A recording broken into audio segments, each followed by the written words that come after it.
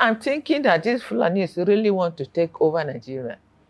It's not just an argument on we farmers telling them not to eat our crops or this. They seriously want to take over Nigeria. And by doing that, they want to eliminate every person. So if this thing continues, tomorrow you may not have anybody alive. They might even come to the headquarters where orders to run to come out. Like most of these chiefs, you give title chiefs in the villages, they are all left their places and they are somewhere in Makoti here. So how can they rule here while their clans are in another place? So if it continues, there will be no Nigeria. But this insecurity had brought more harm than good to our women farmers. As I talk to you now, there are women in other local governments who are crying. Their seed yams are still in the store. They can't plant because they cannot farm. They have been sent away from their own motherland. They are refugees in other places. And we are crying out to government, how come this help women? We cannot go to the market and start buying food because of the price there. And without our land, we cannot farm. And this is the season for farmers. You know, when this season comes, farmers are always active. We make sure we plant at the exact time so that we have it at good time. And because of this, if the women go to the farm, the Fulanis, at times they rape them, they kill them. Just of recent, in Balong, in Wewes, one of our women was killed. She had just 5 months old baby. She lied there, dead. The baby didn't know that the mother is dead. He was just lying by her side, being comforted with the presence of the mother, not knowing that there was no life in that woman. Otherwise, this issue has started the time that we are staying for village. This is a farm we are farming. Yes, if we farm, we can provide anything, we can pay ourselves. But these people are coming to attack us to our village. In the daytime, around 5 o'clock. By then, I was in the village with my children. This my last born, where I born now. Where she's in the school now.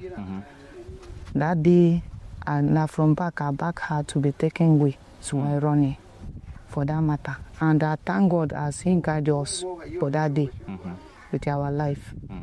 So this matter is continuing with us up till now. No way. But the other days, this matter is going on like this. But any moment from June, July, the matter was cooling, so that we should go back to the home and farm some things like cassava. So many things that June, July, you don't pass. Now this thing of cassava, now in that June, July, we are farming it. But now for this year, nowhere to go in there, because this Naka load, man, nowhere to go there. For the village, nowhere to go and say, I myself, I'm sitting here, I'm speaking with you now. All my houses in my village, they are already burned. They burned everything. Everything damages dead inside the room, nothing there. So there's nobody in your village now, everybody? Nobody, including no any goat and fowl inside that village. In both of many rooms, you cannot say anything concerning house. Because they born this rain way, some of them, they are breaking and running down. So That's why we are facing it. And the reason why it's never saying they come is all because it's how you will manage and give something to chop to take care of your children. Because he may sometimes say that they will bring food and give people living in the camp. And some of us, we don't want to be begging much like that. We want to find something for our sweat. And we know that when we stay there, that will bring us problem, because this thing, some people get struck because of thinking. You be thinking about how to survive with your people. So you can't just sit down like that. So we just decided to pack ourselves, to find where we can live and sustain our life with our family. Behind me are mourners in Sakave community, a suburb of Makurdi, the Benue State capital. Now, this suburb hosts or accommodates hundreds of displaced persons that have been chased away from their respective communities due to the herders-farmers conflict. YWADR was on field to have or collect first-hand information from the affected people. We heard, again, a loud scream that a displaced person that lives in this community has been killed by herders on his way to his community to see if he can access his farmland. It's unfortunate though, but this is the reality that many of the displaced persons in Sakave live every single day. I have a displaced person with me here, Mr. Paul, Sir? who says this is a daily occurrence. At least 3 to 4 people are killed on the Naka axis. Paul, Sir? tell me, just while we're done talking, we heard a loud scream. What was it about? And the guy is living in this community, but his way going to Naka. From there, the herdsmen attack him and kill him. So this is the challenge we are facing. It's almost every day, any time at all, till night. Well, today is May 13th. How many calls have you received that the member of this community was killed on his way in or out of Naka? These 2 calls. The first one, it was in the morning time. This one is now that we heard that this so thing has happened to the guy. The guy was here before, but his way going, they come attack him and kill him on the way. And his wife lives in this community. Yes, sir.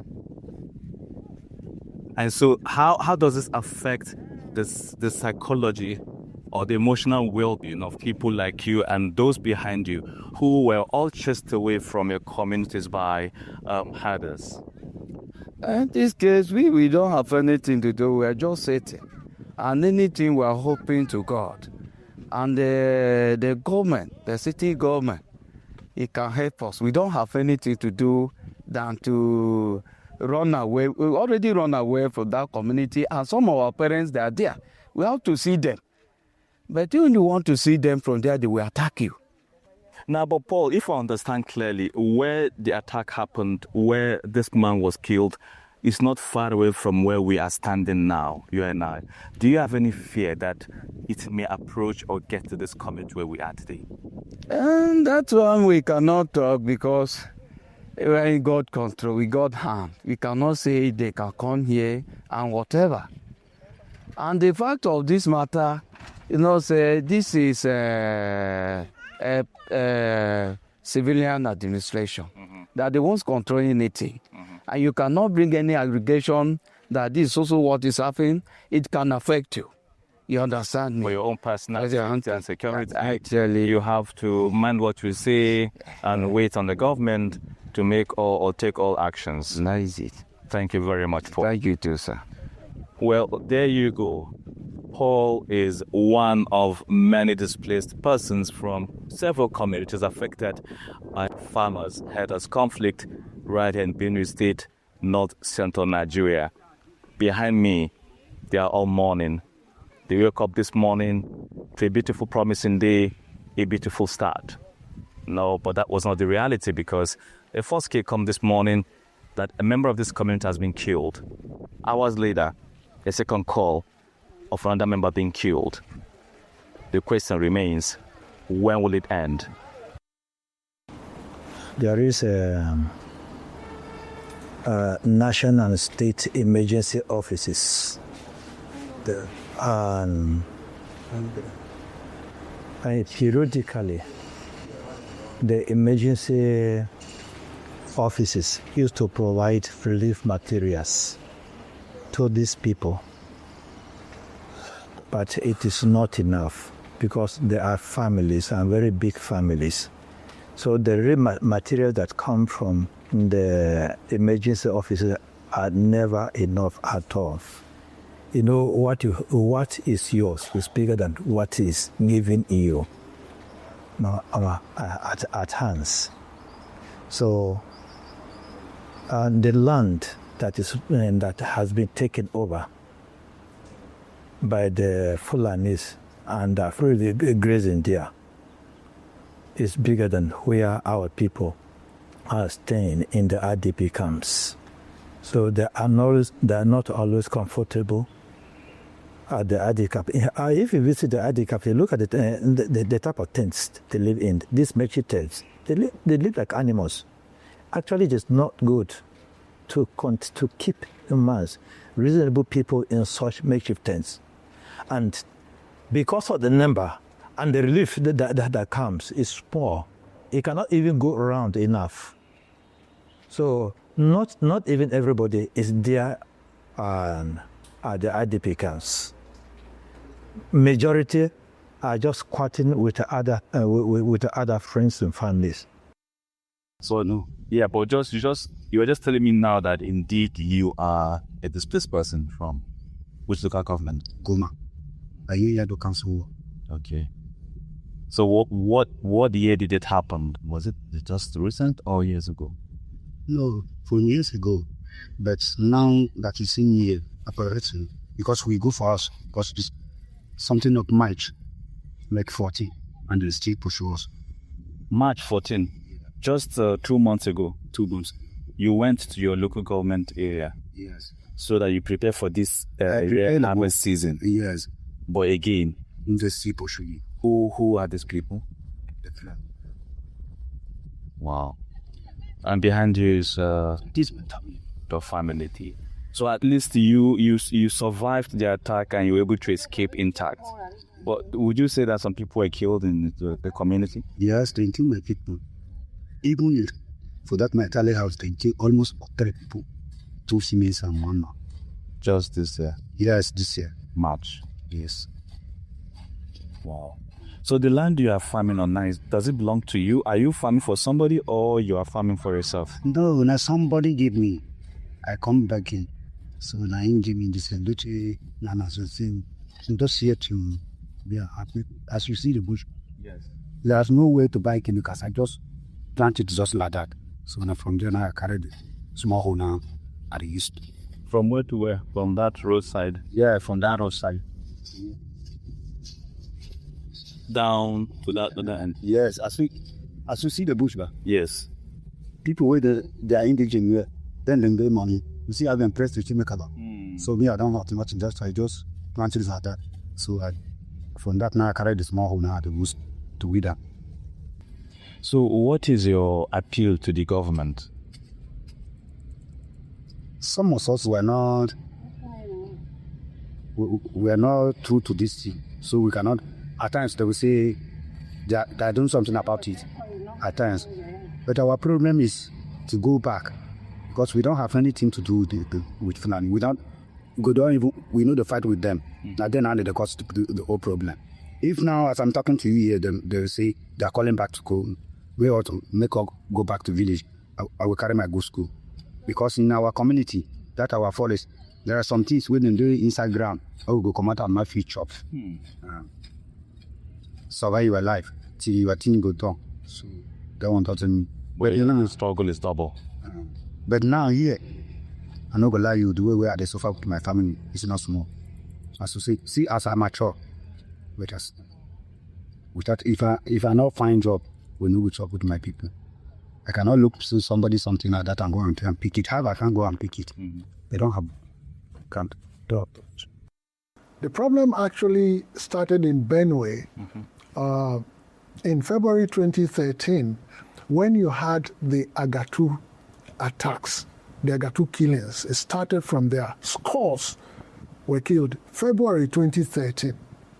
So post-2017, it now became a more intensified and more consistent wave of attacks. You see, so if it had been only grazing, it would have no problem. But when they go on attacking, they burn schools, they burn hospitals and burn churches.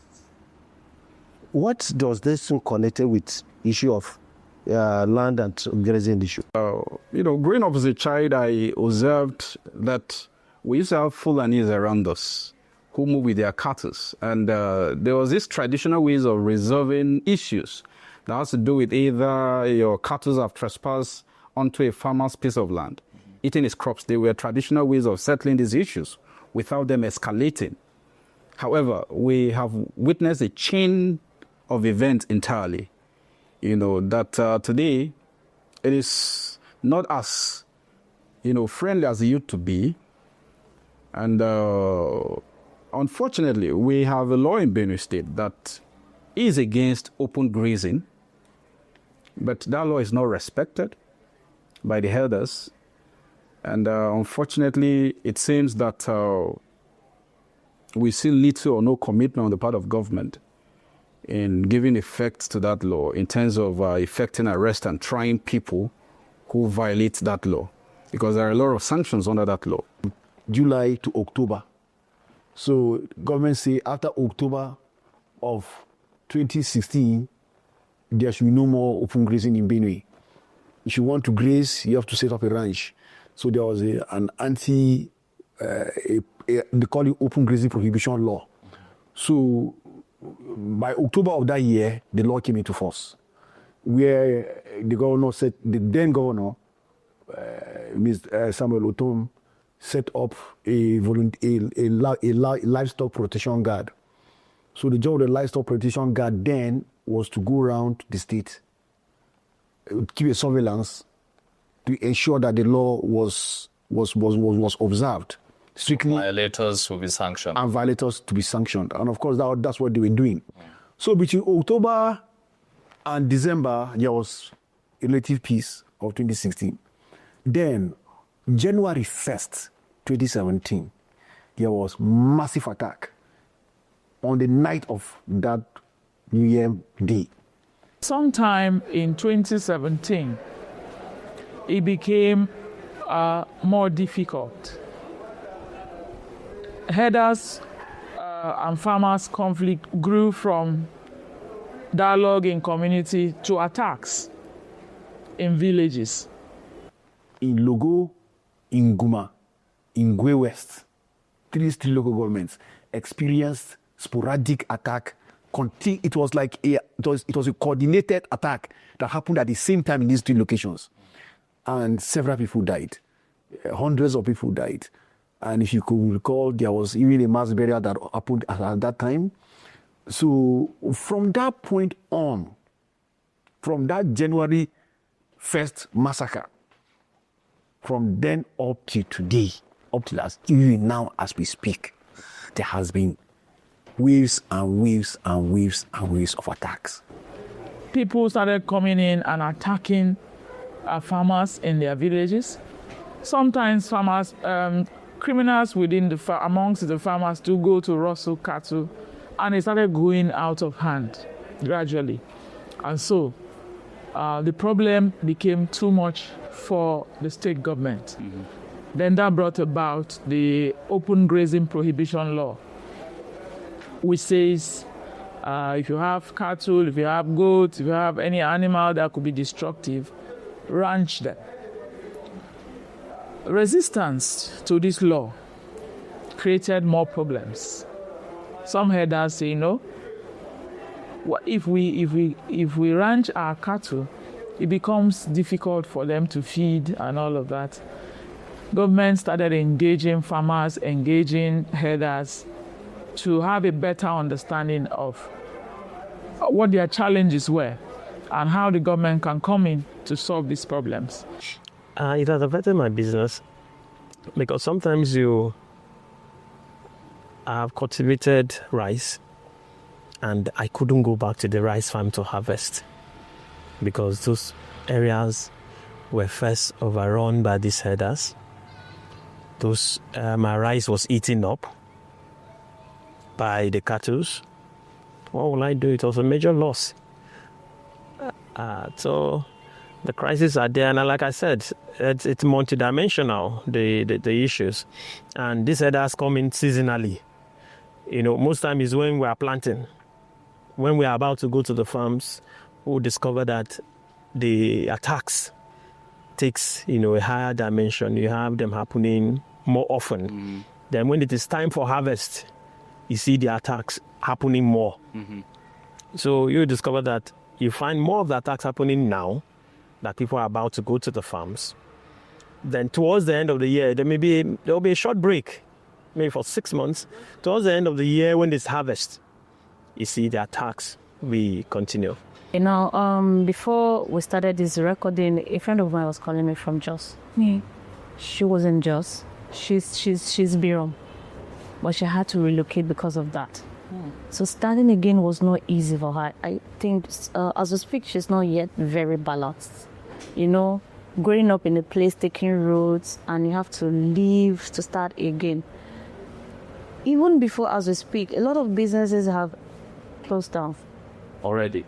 Because of insecurity. Exactly, because let's say you travel to the village to get your stuff. There are no access for you to go again. So where else will you get it? So Benue State is known for food. We are the food basket of the nation. So at the end now, you are to leave Benue State to go and source food elsewhere. You see all the expenses and all of that, right? So a lot of businesses have already packed. More are still packing. So it's not easy. It's not easy. That's just the truth. So there have been allegations from quarters of some persons being interested in the insecurity in the state to score a political point. Because when the governor came on board, we witnessed a lot of transformation, infrastructural development in the state. And we are still witnessing such. However, the reoccurring security challenges in the state seems to dominate conversation today. And then you watch keenly the body language of the politicians, alongside the divide, because we seem to have factions, interestingly, within the same political party. The ruling party? The ruling party, the APC. So there seems to be a faction. And when you look carefully at the body language of the factions and the ideologies and the message they carry, then you are worried. Because it seems a faction seems to celebrate when there are attacks and the name of the governor is called preeminently in most of the attacks. And that said faction seems to have allegiance to Abuja. And in their conversation, the name of the president is never mentioned. And the president is never invited on the need to guarantee the security of the people and their properties. So for me, it's plain to be smart by half from that narrative, because if the president who commands the security of this country, who have control of the DSS, who have the army, the navy, and the police force, cannot guarantee the lives of the people, then it's a disturbing trend. And as we speak, there is still an ongoing conversation as the issue of state police. So at the moment, the state government do not have their own security apparatus or force to command. One cannot completely rule out the cases of maybe political undertones. One cannot completely rule that out. But then again, you can't also rely so much on that because there is no evidence to back that up. Or if you say, oh, it's political undertones, so someone will be saying, okay, so who are the political gladiators that are, or who are the political figures that are fueling the crisis? And then you start scratching your head. But like I said, you cannot, it's a very huge possibility. But then, for us in the civil society, we are not so much bothered about who is fueling what. We are more bothered about how are the security agencies living up to this challenge. Are they living up to the challenges? If you ask me, I would say not so very much. Not so very much in the sense that since 2017 up to date, when this crisis has become very, very violent and consistent, I have not seen where anybody has been arrested. Where they'll say, oh, we arrested 10 bandits yesterday that attacked XY village. Oh, we arrested 5 people that attacked this village. Personally, I have not, and I stand to be corrected. I have not seen anywhere anybody has been arrested. So they attack, they kill, they destroy, they go scot-free. Nobody's arrested, nobody's prosecuted, and that's it. Tomorrow or next tomorrow, they attack another village. So for me, that speaks volumes about the efficiency or lack of it from the security agencies. Because if 1-2 people are arrested, probably we can get some information from them. Probably we can hear them say, oh, we came here because this person sponsored us or this person sponsored us.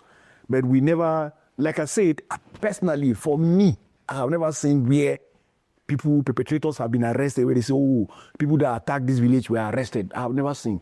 So that alone for me is a very, very big issue. And then 2, I've never heard where security agencies come out to say, oh, we foiled a planned attack on this village. Maybe they will say, oh, last week we have intelligence from intelligence gathering, we were able to forestall an attack on maybe Zakibiam, for example. We never had anything like that. So it's always a case of it has happened, then they go after it has happened, they go there, the commissioner of police will go, the security agencies will go there, they will flood the area. After it has happened, they will maintain a presence for like a week or 2, then they will treat them, they will go back again, then suddenly it happens again. So for me, if you ask me, the security agencies are living up to the task, I don't know. Maybe if they were in there, it would be worse. I can't say, but as it is, it leaves so much for me to be desired. Yeah, police operations may not always be the way the people want it to be. It's not all about arrest. Operations are not about when we go to the bush, we arrest the people and arraign in court.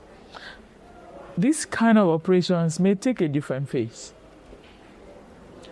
If you carry an AK-47 and engage a police officer with an AK-47, it's either he will subdue you, neutralize you, or you will retreat to where you are coming from. And then they will have cause to, review the situation, review the operations from time to time, and then results will come up. But the people expect that we just go into these people, arrest them, come out and parade them, show them to the public. This is who we have arrested. Sure, if we make arrests, we will let them know that we have made arrests. But if we also close down our borders for people to stop coming in, at least we have done something to stop further attacks. That could be a first measure. And sometimes when we go in for operations, we have cause to say, okay, we have come in. If you want peace, surrender and go back to lawful duties. But if you don't want peace, in the next 1 or 2 days, we will be engaging you. If these persons decide to lay their arms and go away, it's another way of fighting. Have you had some of these incidents where they laid down their weapons? No, but I know that when police teams arrive such environment, the first thing to do is to make announcements. If you want peace and you have arms, lay them down. Let's talk. What is your problem? The police will do that first. Then when people refuse to obey law or come out to say what they want to say, the police will eventually engage them. And for the past 1 week since we had deployment, we have relative calm in the communities. We've had attempts, people attempting to attack communities, and engaging the police, particularly in Ayilamo. That's the boundary between Taraba and Benue. We've had some persons from that forest come out and make attempts to engage police officers, and they were repelled eventually. But we are communicating with Taraba and Nasarawa State. And I know that over time, we need time to carry out these operations and report to the people what is happening in these places. In fact, as we speak today, there are some local governments in the state or hinterlands in the states that when the inhabitants of those villages lose their loved ones, without being accompanied by security, they can't access their villages. In fact, we lost a colleague who happens to be from Guma local government. We need trucks of military vans with security to accompany us. And there was no need for any wake-keep. Straight, he was taken there, and within some few minutes, he was buried, and then everyone returned home. So that tells you that people have deserted their homes. So by implication, they no longer have access to their farms. And an average Benue person is a farmer. So the moment you can have access to your farm, you need to look for another source of income. And then you need to look for an alternative place to live. That has mounted a lot of pressure on some of our major towns that appear to be more safer. Like you see people running away from Sankra Axis to Boko local government to earn a living. There is that pressure on public utilities and facilities. The same thing is happening in Makurdi. People who are affected around that Guma axis run down to Makurdi. People who are affected around that Agatu axis run to Tupu, which recently has come under attack as well. So you see, once there is that migration from the rural communities to the urban areas, there is that high demand for even services, and then there is increasing criminality as well, because someone that was busy with his hands farming is now begging in the city so as to survive because he has no means of livelihood. And then this is someone who never received formal education, but having found himself in the city by circumstance of his displacement, that person is left with no choice than to begin to look for other means of survival. Whether they are legitimate or otherwise, he or she sees that as a means of survival. So today, you see most of our brothers who are displaced doing Okada in Makurdi here.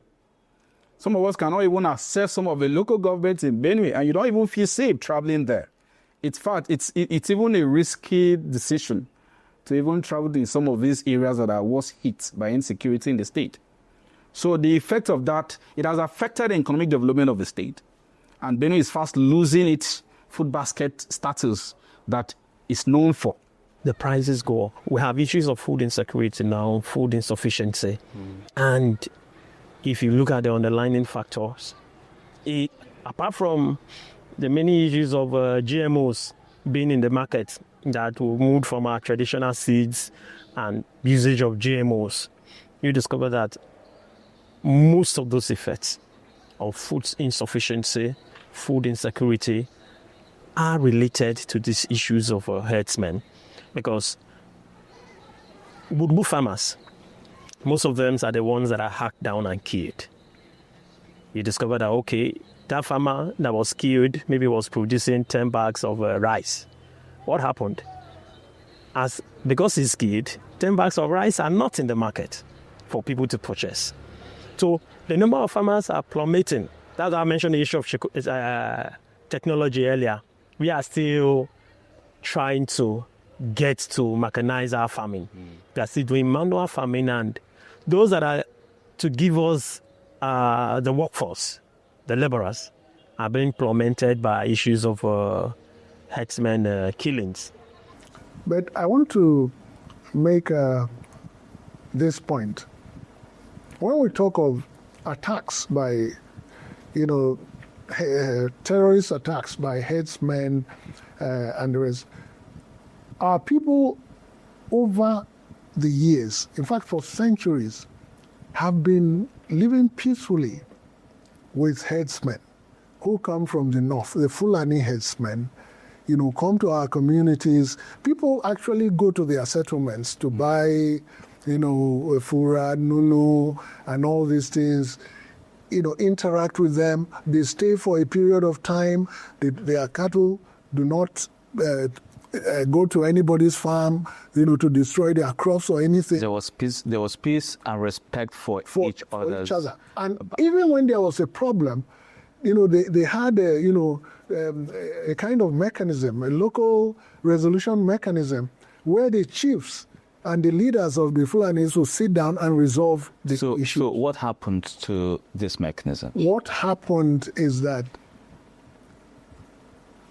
as the years passed, we saw a different set of headsmen who a lot of people, even the security agencies, say are not Nigerians.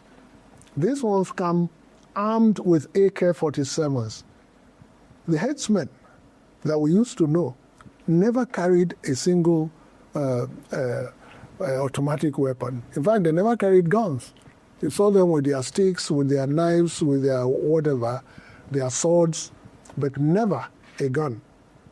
And so these ones that, have invaded, let me put it that way, are the cause of the problem. Because it seems from all indications that what they are looking for is not just to feed their cattle. What they are looking for is to seize people's lands. Do you mean land grabbing? Land grabbing. And that has been the crux of the problem, because they want to come, drive the people from the land and settle. While the people are in IDPs, internally displaced persons camps, they are in the communities there, roaming all over the place, their cattle feeling free. No. These Fulanis are not the one we used to stay with them. They are not. You see, even Fulanis, they have sectional. They have what can they call? They have their section, because in any language we have different people, because what can I call lineages? The Fulani, they have lineages, and some lineages that we stay with them here are not the lineage we know again. These issues were raised in the last attacks, particularly in the axis of Kwande and Okom. The people on ground within those places, The villagers? Yes, they raised this concern that the people we are seeing don't look like the herders they used to know. They used to know, yes. The herders used to come in with cattle and sticks. These ones are coming in with AK-47 without cattle. This was the alarm that was raised before the last deployment that happened. So I think that is being looked into. The command got that report, and like I said, all resources sent to the command have been deployed. Both intelligence gathering, both operations to forestall attacks in these communities. It's ongoing. So we hope to, get more information about what is happening. And if it's beyond what the police can do alone, we will involve other authorities that will help us in handling it. We don't have many more things to say about that, because it's our home. When the security pursue the Fulani people, we can go back to our homes and start our farm. So we're now pending. As he's speaking to you, the level of Fulani in our home now is too much, because they are too plenty. The security, they are trying, because every day they hear every day say they are trying to resolve the matter, but the level of Fulani, they are plenty. So, man, we are all praying that may God help us, so that the security will defeat it, so that we can get a chance to go back to our various home and continue our farm work. Because we farmers will get season. It's a seasonal something. As of now, we know that this is a particular time to plant our corn. And again, after that, we can be hoping to plant our rice and the cassava, whatever. So if all the time has passed, it has no meaning. And if we can continue living in this situation, we hope for the short time we be as if that there is sickness that come to destroy our children. There's no food we can eat. Our role as a religious body is very limited because the issue of security is very dicey, and it is a duty of the government to provide security. Ours is to preach the message on the altar, to speak to power, speak through to power. As they come to church, speak to them, and they need to secure the lives and properties of the people, because that is the principal reason why they are in government. So we speak to them, and if given opportunity like this and through the media, we also talk, on the need for the government to be up and doing in securing the lives and properties of the people, because it's very quite disturbing what is happening. The people are helpless. The church is helpless. You go to IDPs, you see people in their large numbers. And all these things. When will it end? When will it end? Ours is the message of faith. And there is nothing that faith cannot do. With faith, all things are possible. Has faith worked all this while? Faith works wonders. Has it worked all this while? It has worked. It has worked. It has worked. These killers come and, and we, our people have counteracted them, in many cases. You understand? By the power of faith. So we preach faith to them. Don't be afraid. Resist them.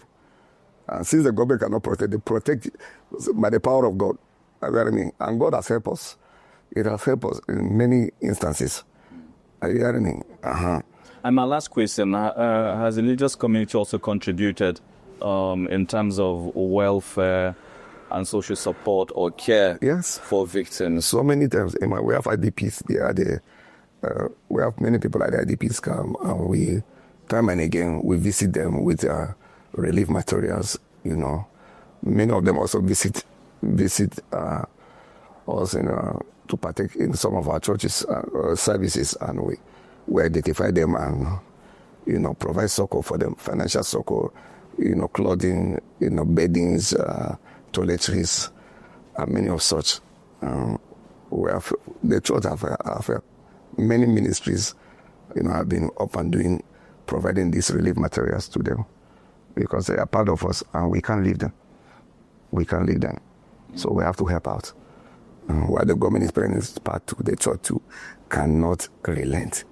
We are doing it within our own capacity as God provides. We also help.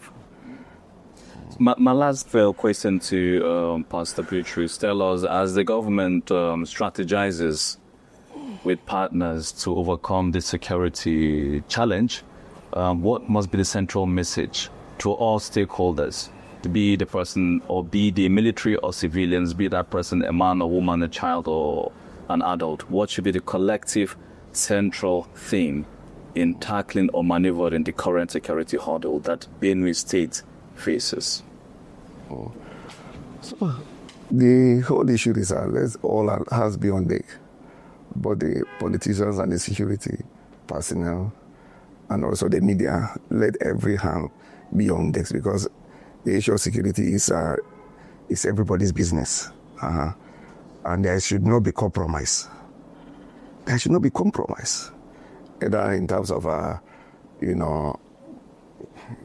political affiliation, or whether the killers are of a different faith, with the security personnel. There should not be compromise. All hands must be on deck to make sure that lives are protected, because at the end of the day, we will give account of our stewardship to God.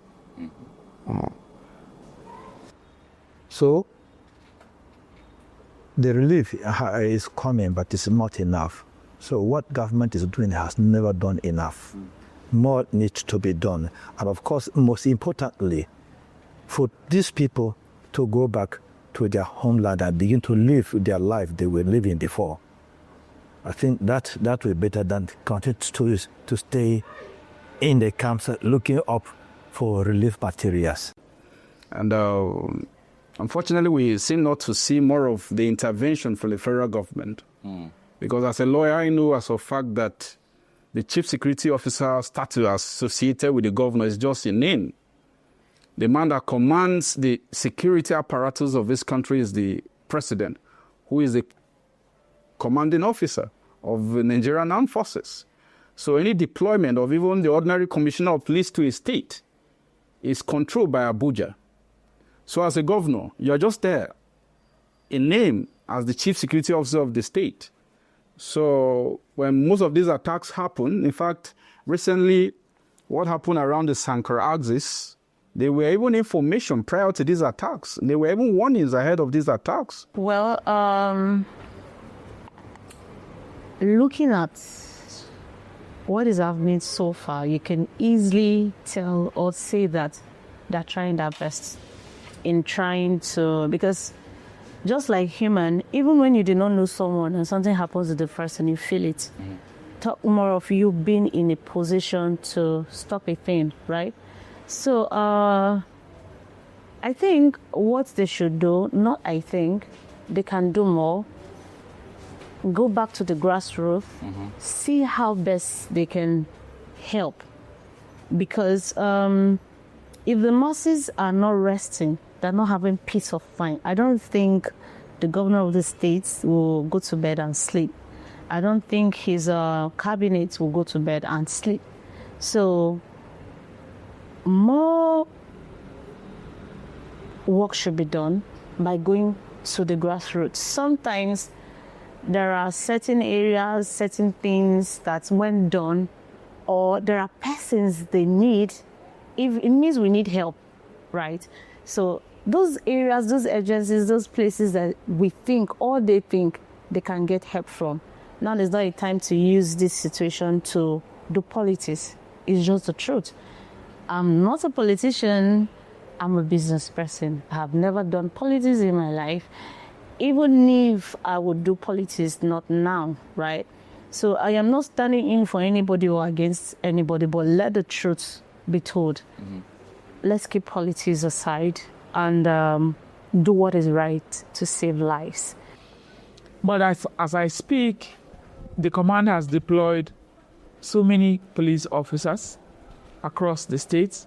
The force headquarters sent in mobile unit police officers, mobile men from different formations to join us in tackling the current problems.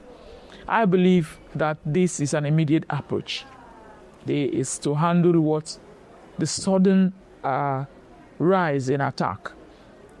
After this phase, officers may have gathered intelligence that we will put on the table and deliberate. The first reports will be sent to force headquarters for deliberation. People will come in, senior officers will come in, and then proffer solution to what is happening. It won't continue. It can't continue like this. It has to stop. So, but the command currently is trying to handle this phase of constant attacks on communities. That's what we are doing. That's where we went yesterday with the Commissioner of Police to see the level of deployment of resources that have been sent in to the command by force headquarters. I fear because of our children. Because some of us, we might want to take our exit. But our new generation who are just coming in, talk about, okay, the incident of that dead mother and the child. If this thing continues like that, will these children grow to see the age we are in? Or will it be Nigeria as a whole? Me, I'm thinking that these Fulanis really want to take over Nigeria. It's not just an argument on we farmers telling them not to eat our crops or this. They seriously want to take over Nigeria. And by doing that, they want to eliminate every person. So if this thing continues, tomorrow you may not have anybody alive. They might even come to the headquarters where orders to run to commerce. Like most of these chiefs you give title tips in the villages. They are all left their places and they are somewhere in Makoti here. So how can they rule here while their clans are in another place? So if it continues, there will be no Nigeria. There will be no.